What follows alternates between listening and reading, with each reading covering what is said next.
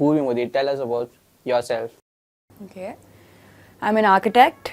I've practiced for 2 years since graduating, and last year I made the switch to full-time content writing.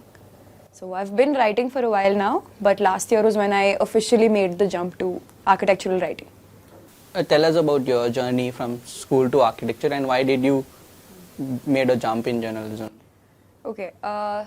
So during school also I was very fond of theatre and skits, and I've realized that I liked it because it's a good way to express yourself. And one thing I liked about plays is there's a screenplay, so everything is pretty organized and it's listed down in order. It's the same thing with writing, where you have like an intro, you have a body, and you have an ending, a conclusion. So everything has an intent. So I guess that interest in theatre carried forward to writing and speaking. And during college and during school, I found that I want to pursue this a little bit more professionally. So then in college, I chose architecture, and with architecture comes theatre. So what made you choose architecture? You were from math background. You could have chosen engineering, but what made you choose? What made you choose architecture? Is it design or something you wanted to explore? Very creative. So. Quite frankly, I wasn't very keen on architecture in specific. I just knew it was a nice field to do, and I didn't have a very strong reasoning. I just knew that I did math in 11th and 12th, and then thereafter I was interested in design and writing. So I was like, let's try doing architecture. Was there any family background influence on you? Yes. Your dad was is an architect. So that pushed you something. It drove my decision, and I would say it's one of the deciding factors where I thought since I could get his guidance throughout my education and afterwards in practice, I would pick architecture. So it was a no-brainer. It was either architecture, it was mass communication, 2 options. And you said that you were into theatres, and then you that influenced you to jump into journalism. Then why specifically you chose architecture? You could have started your journey in journalism before doing architecture only, or without doing architecture. Yeah, I could have done mass communication. That was my alternate option. But architecture was definitely my first interest and is still my first love. So I thought, architecture is the sort of field where I knew this before getting into the course, that once you get in, there are a lot of things you can do. So I guess from the beginning, I knew I was never going to be a practicing site architect. I always wanted to do something different, but I thought I'd get into the field to understand it better. You don't know the field till you get into it, like in anything. So you like to express more? I think so. Then why didn't you continue with your theatre? You could have chose that as a career option. I could have, but again, like I said, architecture has always been my first love and will continue to be.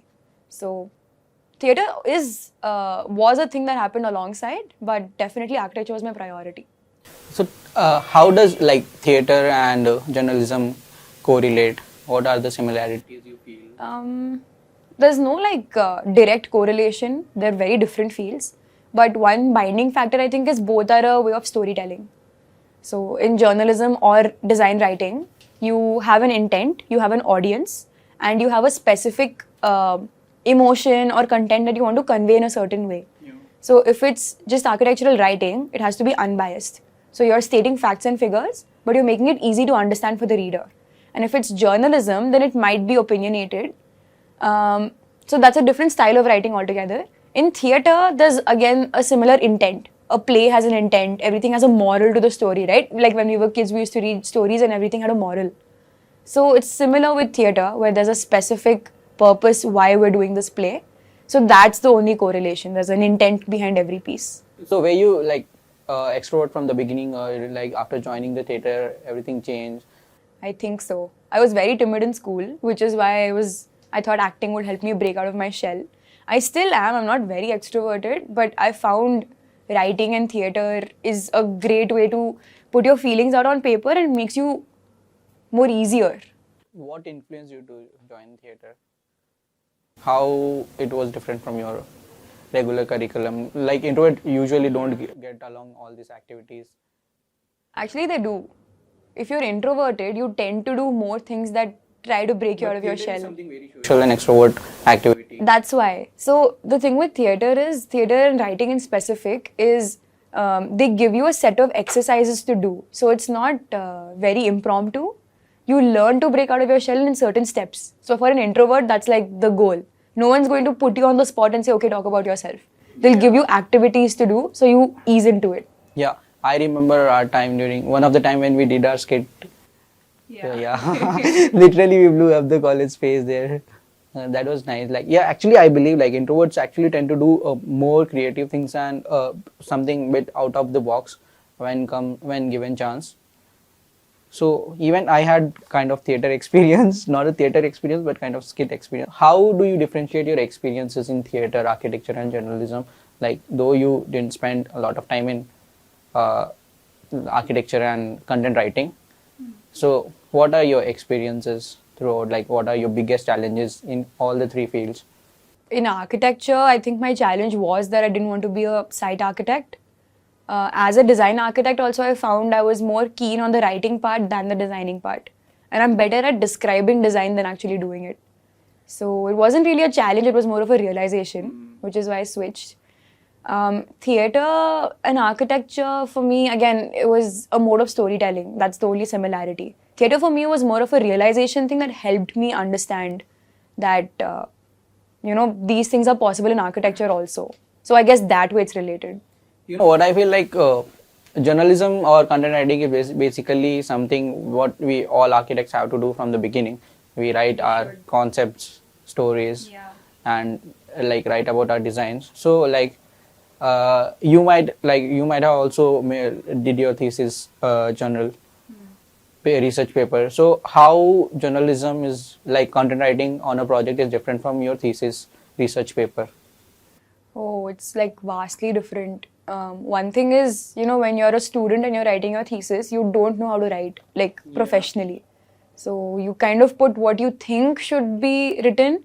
Mostly what people end up doing, what I ended up doing for my thesis dissertation is I copied somebody else's dissertation and I tried changing the language for it to fit my project. We all did that thing, yeah. Even I did the same thing. Yeah.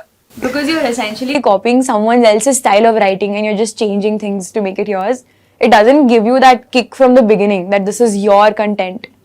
And one more thing is, none of us knew paraphrasing. Paraphrasing is when you take a text and you change the words such that it doesn't match the original one. So you keep the essence of the text, but words are yours. I didn't know that. So I would literally like take what I liked from somebody, put it in mine, credit them, but it used to be their text. So that's not allowed. I totally relate with you. That is, even I did the same mistake. And I repeated that for 4 semesters, but no one actually told me we shouldn't do that. Later, when it was my thesis final research submission, then I got to know that at least there should be our essence in that. We can take inspiration from that and credit them, but yeah. So I think that's one thing that I realized when I professionally started writing, that you can't take somebody else's content. I also learned that it's so important to credit the original author. Yes, it is very important. Because especially when they are credited, you should carry that credit forward. So many times when we are writing now professionally, we are not credited. Our name is not there because you might be writing for a client or you might be ghostwriting for a different purpose. So times where you are credited, that credit should be carried forward because it's not very common. Tell me about ghostwriting. What is ghostwriting? Ghostwriting is when your name is not there on a piece of art, on a piece of like writing, but you wrote it for a different person. So if I'm writing, suppose you're my client and you ask me to write an article for you, your name will be on the article, not mine. But it'll be my content based on your inputs. So, like, you mean to say you won't be credited? What if that is if you're working under an organization or something? What if you freelance in journalism? Then you get credited. Then it depends on what kind of writing you're doing. Suppose you send your text to an architectural portal, and that portal hires writers. So chances are, if you're an employee with that portal, your name will come on the article. But again, if you're a guest writer, it might not come. Then you'll just be called guest writer. So it's very subjective where your name will come, where it won't. Crediting in writing is very subjective. But like in my architecture academic time, I did a lot of case studies. So sometimes I feel like even I'm a journalist or a content writer. How does it differ from case studies differ from the like proper research paper or your content writing? Is it like something you generate out of your own or you take inspiration from something like? If you write it on your own, it's a blog. It's not a case study or a research paper. If you write it with references and with facts and figures, then it's a research paper. And it's a case study, again, if you just infer. Case studies are not creative. Case studies are purely observational. So research papers are like a collection of case studies with your input also. These are the differences. So for example, you are a freelancer in journalism and you get a project. So what will be your process? How do you process a... Like for a client, like writing for a client. So you take pointers from them first before you start writing. From the very beginning, if you want to talk about like the fee you charge and all that, you tend to charge based on words. So if you're writing a 600 piece word, you're going to charge based on 600 into whatever is your fee. Secondly, you come to what your deliverables are. If they want a blog or if they want an authored piece or whatever, based on that you take pointers from them, from your client. And then you start writing the piece, you show them a draft, and then changes are based on what your equation with your client is. That's how you submit a piece. So but recently a lot of platforms have come up, online platforms, which when you type a keyword, they generate an essay or something sort of thing. Do you think that is influencing your particular community of journalists or content writer? And if it does, how and what are the drawbacks and like positive outcomes of that? SEO, search engine optimization words, are so that people find your writing more often. When you write a piece of article, you tend to put those words that are more commonly Googled or searched. The reason you do that is so when someone types that phrase that is very commonly searched on the internet, your article should show up. But I'm talking about the whole thing. When you type some, for example, my younger siblings, they want an essay. What they do is they just go on Google and type some random keywords, whatever they want, like mandatory words, and AI automatically generates an essay for them. So, Oh, okay.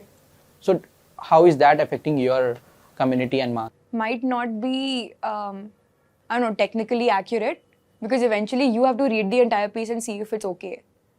So if a bot is writing your paper versus if a person is writing your paper, there's going to be a human touch missing in what the bot is writing. The bot will literally just put what inputs you give and form a sentence out of it. But when you're writing a paper, you tend to realize 3 sentences while writing that 1 sentence. Even I feel same, like there should be a human essence to anything what we do. That is true that a machine or an artificial intelligence can't come. Can't replicate that. Not yet, at least. I don't know what's going to happen in the future. But do you think digital media will transform the landscape of journalism in coming future? It already has. I mean, if you talk about social media channels, everything now is centered around social media. We make content which is separate for different channels of social media. So you can imagine how different it is back from like the email marketing generation. Digital media is like a super accessible tool now for all clients. Architects make their portfolios on Instagram now. So, digital media has fully transformed the way we look at content and writing completely. So what are some of the like challenges which you have faced till now? I mean, in the broad range of things, I guess content writing, you have to defer the language. Language is one thing that I took some time to understand. Grammar, language, tonality for different types of media. What you're writing on Instagram can't be the same language you're using on LinkedIn, can't be the same language you're using on a newsletter, can't be the same using on a blog. So that language changes across everything. Even if your content is the same. I agree with you. Like me being a digital creator, this impacts a lot in my community also. Okay. I am on different social media platforms. So like the audience differs on each platforms, and their demands and needs are different in each platform. Yeah. So what kind of audience you try to like cater in terms of Instagram, Facebook or LinkedIn, and how effective is LinkedIn in terms of journalism? Yeah, I think all the social media platforms plays a major role in our audience, especially for the digital content creator. Let it be an artist or an architect or a content writer, anyone. So even I faced certain issues when I was started my freelancing, but these platforms actually helped me to gain exposure in different audience. For example, you take this app which is for photographs, Instagram. So that actually helped me to gain some international exposure, and Twitter and all these helped me to get into touch with some good collectors. So like that I gained lot of exposure in that thing. But how does you're like, how do you network through these apps? You just, for example, LinkedIn is a job portal. So do you just apply for a job as they give you an ad, or how? Yeah, I mean, the way LinkedIn works job wise is the same for everybody. Do you mean content wise or? Content wise. No, so that's a completely different story. So when we post content on different social media apps, we try to change the narrative for different platforms. So your photo posting app will have a different sort of content narrative. Your job app will have a different narrative because they're catering to different audiences. On your photo sharing app, you ideally have people maybe in their 20s, 30s who are looking for inspiration, who are looking for like a change of pace. That's why they come to that page to like learn more about that page. Nowadays people use that as a portfolio, so you change your narrative to that. LinkedIn is more of like a inspiration job searching thing, so the sort of narrative there would be catering to people looking to learn from them. Facebook, Twitter are more information based, so you will go less into like a casual tone, you will go more into an information based system. So it differs. Once you're in it, you will get to know the small differences between all of these platforms. But yeah, it's different for all. Don't forget to like, share, and subscribe.